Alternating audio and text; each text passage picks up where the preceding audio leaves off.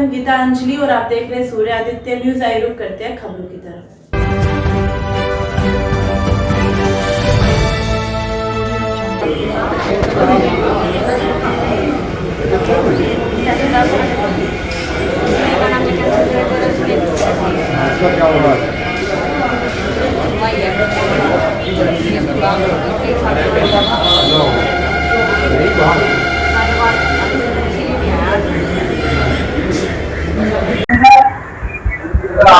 क्या नाम है आपका?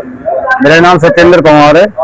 ये तहसील में धरने पे बैठो, कई बार आप धरने पे बैठे, क्या है पूरा मामला? धरने पे इसलिए बैठा हूँ कि यहाँ के भू माफियाओं ने, और उनके साथ मेरा भाई भी मिला हुआ था, मेरी जमीन को 2022 में बड़ा षड्यंत्र करके एक ही दिन में 9 बैनामे करके, बिना चेक के बैनामे, सभी बैनामों में 2 ही बंदे गवाह, है ना, पूरा षड्यंत्र किया गया था, जिससे एक दिन में 9 बैनामे कर दिए। मेरी जमीन को अवैध रूप से बेच दिया। 1 साल बाद यहाँ के एसडीएम महोदय ने अपनी आंखें में स्वीकार किया कि हाँ, प्रार्थी की जमीन अवैध रूप से बिक्री की गई है। उसके कई महीने बाद इन पर एफआईआर हुई, जिसमें 13 अभियुक्त थे। आईओ ने विवेचना के बाद इसमें अब 7 अभियुक्त हैं, जिन पे 420, 465, 468, 471, 120 भी धारा लगी हुई है ना। लेकिन इन्होंने अपनी अग्रिम जमानत करा ली है। मेरी स्थिति ऐसी नहीं है कि मैं सिविल में जाऊं या कहीं जाऊं, क्योंकि सिविल में जाने के लिए कोर्ट फीस देनी होती है, जो मेरे पास नहीं है। तो मैं माननीय मुख्यमंत्री जी के पास भी कई बार गया, लखनऊ भी गया, गोरखपुर भी गया, लेकिन कोई भी समाधान नहीं निकला। अंत में मैं 23 मई 2025 में यहाँ अनशन में बैठा।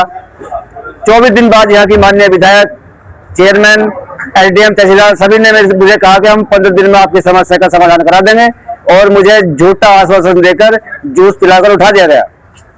6-7 महीने तक कुछ नहीं हुआ। मैं दोबारा बैठा तो एसडीएम महोदय ने मुझसे कहा कि सत्येंद्र, मैंने पूरी केस की जांच कर ली है और वास्तव में आपके साथ बड़ा अत्याचार हुआ है।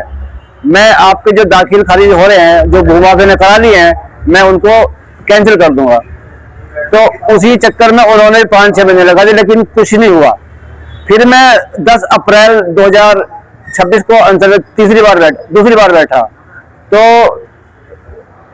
फिर 34 दिन बाद यहाँ के तहसीलदार महोदय ने उन सभी जो दाखिल खारिज हुए थे, 6 फाइल थी, वो 6 की 6 फाइल निरस्त कर दी, जो कि फर्ज में चढ़ गई हैं, जिनके आदेश की कॉपी मेरे पास है। वो फिर मैं जब ऐसा हो गया तो फिर मैं उठ गया। लेकिन 1 माह बाद ही तहसीलदार साहब ने उन 6 फाइलों में से 2 फाइलों के आदेश 2022 वाले यथावत कर दिए। मैंने एसडीएम महोदय से कहा, मैं कहा सर ये क्या है? तो उन्होंने कहा, सत्येंद्र जी देखो, जो हो गया, अब आप मेरी कोर्ट में अपील कर दीजिए।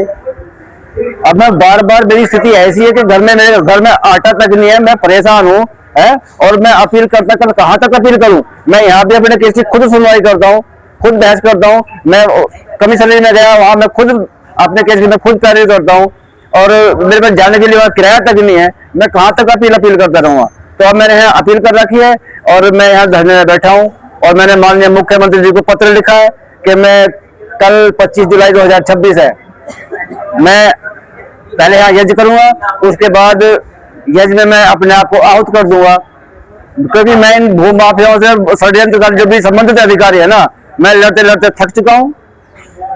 अब मैंने लिखा लेटर में कि मैं अनंत काल के लिए विश्राम करना चाहता हूँ, और इसलिए अब मैं 25 तारीख को कल प्रातः 10 बजे यज्ञ करूंगा। यज्ञ के उपरांत मैं अपने आप को यज्ञ कुंड में आहूत कर दूंगा। मैं अब ज्यादा नहीं लड़ सकता।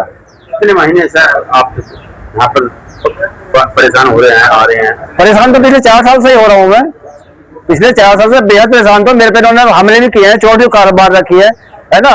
तो मैं तो, और मेरे पे पैसे नहीं है, बिना पैसे के कहाँ कर सकते हैं? यहाँ बैठ ही सकता हूँ बिना पैसे के, तो और ये मुझे बैठने से नहीं देते। अभी पीछे 3 जुलाई में 2026 में एसडीएम महोदय ने मुझे बुलाया अंदर, जहाँ पहले से ही विपक्ष के सारे वकील बैठे थे। उन्होंने मुझे डराया, धमकाया, मेरे साथ बदतमीजी करी, है ना। और मैं इतना आहत हो गया, इतना दुखी हो गया कि मैंने एक पेट्रोल की बोतल जो भी जेब में रखी थी, मैंने पूरी अपने सिर पे डाल ली, और मेरे हाथ में लाइटर था। यहाँ के अधिकारियों ने, तहसीलदार महोदय, एसडीएम महोदय ने मुझे कस के पकड़ लिया, नहीं तो एक बहुत बड़ी दुर्घटना होने से बची थी। तो ये मेरे पे अनावश्यक दबाव बनाते हैं कि मैं उठ जाऊं। पता नहीं ये भू माफियाओं के पक्ष में इतना क्यों समर्पण हो रहे हैं। सब कुछ जानते हुए भी ये बार बार गलतियां करते जा रहे हैं।